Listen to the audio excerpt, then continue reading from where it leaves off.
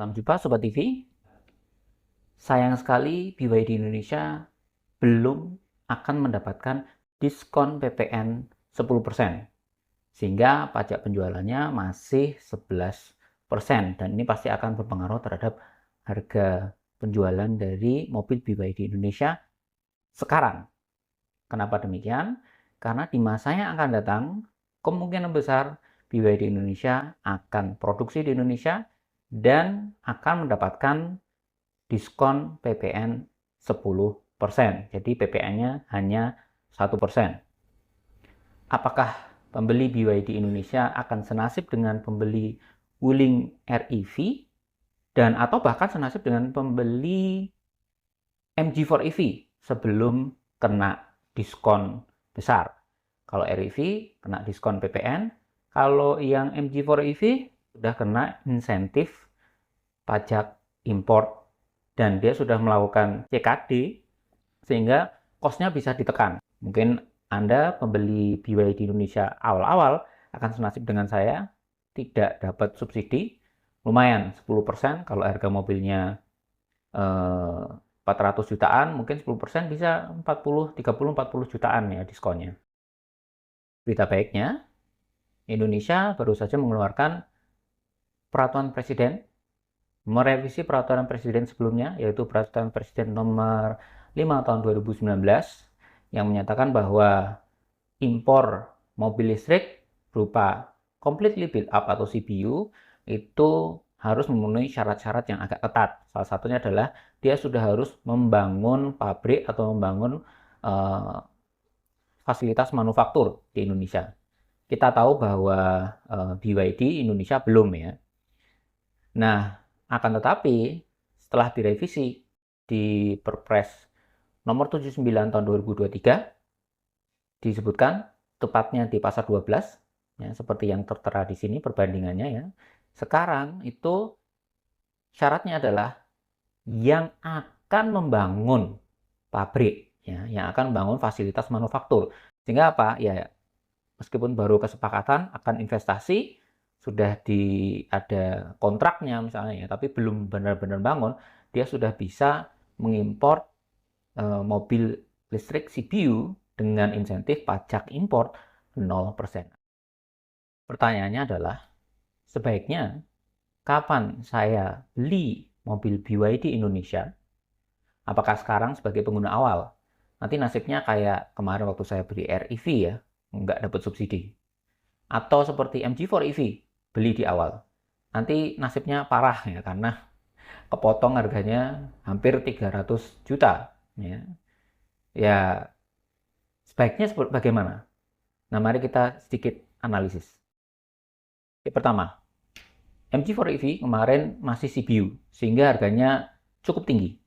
Ya, 700 jutaan. Dia full CBU. Tidak dapat insentif pajak impor.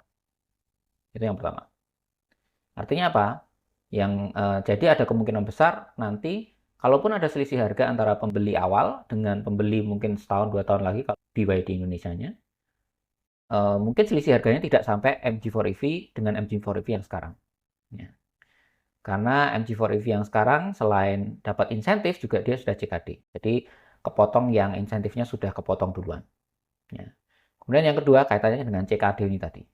Kalau dia manufaktur di Indonesia, pastinya harganya bisa ditekan lagi. Ya.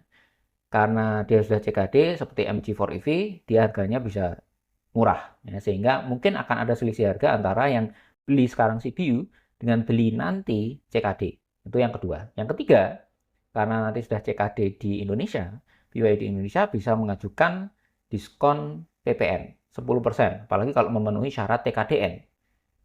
Nah, syaratnya apa? Kita cek di peraturan ini. Nah, seperti yang tertera di peraturan, syaratnya adalah memenuhi TKDN 40% sampai 2026, memenuhi TKDN 60% 2027 sampai 2029, dan memenuhi TKDN 80% 2030 ke atas diskonnya untuk 10%, mendapatkan jadi diskon. tinggal 1%. Melihat ketiga spek ini, kita bisa bertanya seberapa nyesek besok kalau beli BYD sekarang. Apakah di level REV yang cukup nyesek di 30 jutaan? Atau apakah di level MG4EV yang sangat nyesek di level hampir 300 juta, BYD di level mana? Kalau dari 3 aspek tadi, kemungkinan besar BYD ada di level di antara keduanya. Lebih tepatnya mendekati level REV. Jadi mungkin tidak senyesek yang di MG4EV. Tapi tunggu dulu, nyeseknya juga mungkin masih ada aspek lain yang mempengaruhi, yaitu Aspek yang keempat apa itu? adalah aspek politik. Ingat, ini peraturan adalah perpres. Jadi kalau presidennya ganti dan kebetulan presidennya tidak mendukung mobil listrik di Indonesia, ya wassalam untuk baik mungkin pajak impor, wassalam juga untuk diskon PPN. Ya, kalau seperti itu, kalau aspek 1, 2, 3, maka yang diuntungkan adalah pembeli akhir. Ya, pembeli yang kemudian nanti belinya BYD tidak sekarang. Kalau aspek yang keempat yang terjadi, misalnya presiden ganti dan tidak mendukung adanya mobil listrik di Indonesia sampai masa jabatannya habis, mungkin yang diuntungkan adalah pembeli BYD yang sekarang karena pas dapat insentif. Jadi, sobat EV, mau beli BYD di Indonesia kapan? Sekarang? Mungkin nanti senasib dengan saya, nggak dapat subsidi. Atau senasib dengan yang beli MG4EV, nggak dapat insentif CKD dan nggak dapat insentif PPN. Silakan tentukan sendiri. Terima kasih telah menonton. Sampai jumpa. Assalamualaikum warahmatullahi wabarakatuh.